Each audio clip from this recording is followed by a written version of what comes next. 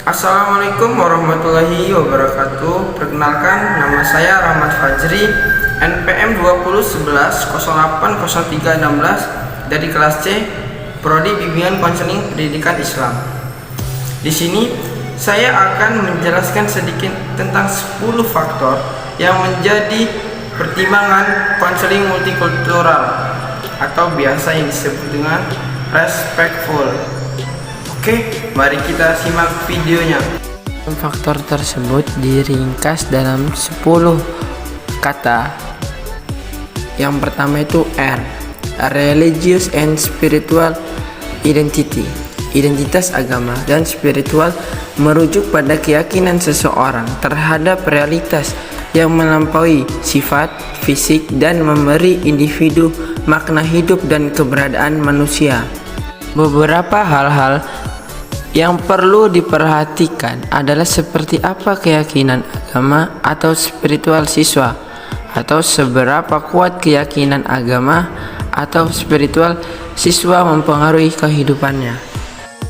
2E. Ethnic cultural racial background atau latar belakang ras, budaya, dan etnis. Secara umum, poin ini membahas tentang perbedaan psikologis yang ada di antara orang-orang dari latar belakang etnis, budaya, dan ras yang berbeda. Sama penting hal bagi konselor untuk mempunyai sensitivitas dan rasa hormat yang lebih besar terhadap siswa yang berasal dari populasi yang beragam secara budaya. Yang ketiga, S atau sexual identity. Identitas seksual. Seseorang dapat dipengaruhi oleh dua hal, yaitu peran gender dan orientasi seksual yang dimiliki. Identitas gender yang dikembangkan seseorang sangat dipengaruhi oleh perilaku, sikap, dan sifat-sifat kepribadian yang ditetapkan masyarakat sebagai maskulin atau feminim, yaitu lebih sesuai untuk atau tipikal peran pria atau wanita. 4P. Psychological maturity. Kematangan psikologis. Perkembangan psikologis bisa dijelaskan sebagai proses di mana individu bergerak dari cara berpikir yang sederhana ke yang lebih kompleks tentang diri mereka sendiri dan pengalaman hidup mereka. Hal ini dapat ditelusuri melalui serangkaian tahapan hierarki yang mencerminkan cara-cara berbeda dalam berpikir, merasakan, dan bertindak di dunia. 5E. Economical standing and background. Kedudukan dan latar belakang kelas ekonomi. Secara garis besar, tingkat ekonomi seseorang bisa mempengaruhi kualitas pendidikan, lingkungan, dan gaya hidup seseorang.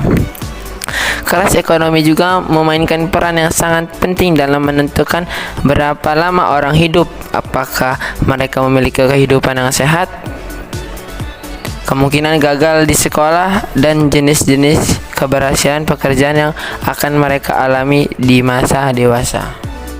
6C. Chronological Developmental Challenge. Tantangan perkembangan kronologis. Selain kedewasaan psikologis, individu juga mengalami perubahan sistematis yang berdasarkan kronologis. Perubahan yang berkaitan dengan usia ini mewakili apa yang kita sebut sebagai tantangan perkembangan kronologis yang dihadapi individu pada titik-titik berbeda sepanjang rentang kehidupan. 7T. Various form of trauma and other threats to personal well-being. Berbagai macam trauma dan ancaman lain terhadap kesejahteraan seseorang. Banyak penelitian mengkonfirmasi kepercayaan yang dipegang secara luas bahwa orang-orang yang menjadi sasaran ancaman konstan terhadap kesejahteraan pribadi mereka beresiko terhadap masalah kesehatan fisik dan mental. Ancaman yang dialami siswa ini menimbulkan banyak tekanan pada diri siswa. Tekanan atau stres adalah bagian kehidupan yang tak terhindarkan. Walaupun terlihat melemahkan, seseorang stres tetap diperlukan untuk pertumbuhan dan perkembangan siswa. Namun ketika seseorang mengalami stres yang melebihi kemampuan untuk mengatasinya secara efektif, mereka dapat menyebabkan kerusakan fisik dan psikologis. Yang kedelapan, F. Family, History, Value, and Dynamics. Sejarah keluarga, nilai-nilai, dan dinamika. Sebagai tantangan konselor abad 21, konselor dituntut mempunyai kemampuan untuk mengembangkan pengetahuan dan keterampilan yang diperlukan untuk memenuhi kebutuhan kesehatan mental masyarakat yang semakin majemuk, termasuk banyaknya keluarga siswa yang lain dari tipe keluarga tradisional. Ini termasuk keluarga tunggal, keluarga yang bercerai, keluarga campuran, keluarga besar, dan keluarga yang dipimpin oleh orang tua, gay, dan lesbian. 9U. Unique physical characteristic atau karakteristik fisik yang unik adalah konstruksi luas yang mengacu pada berbagai sifat fisik yang mungkin termasuk tetapi tidak terbatas pada karakteristik yang jelas seperti kelebihan berat badan atau kekurangan berat badan atau memiliki cacat fisik visual. Ini juga mencakup karakteristik fisik lain yang dapat secara negatif mempengaruhi rasa harga diri seseorang seperti kebotakan dini, penuaan, dan memiliki cacat fisik atau bahkan tanda lahir yang secara visual dapat dilihat oleh orang lain. Terakhir, L. Location of residence, lokasi tempat tinggal.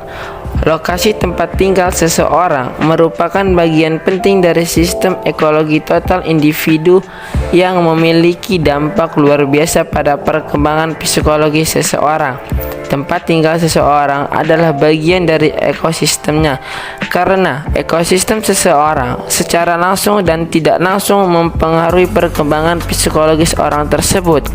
Penting bagi praktis kesehatan mental untuk memahami cara-cara positif dan negatif yang dapat mempengaruhi siswanya. Baiklah, hanya itu yang bisa saya sampaikan. Apabila ada salah kata, saya mohon maaf. Wassalamualaikum warahmatullahi wabarakatuh.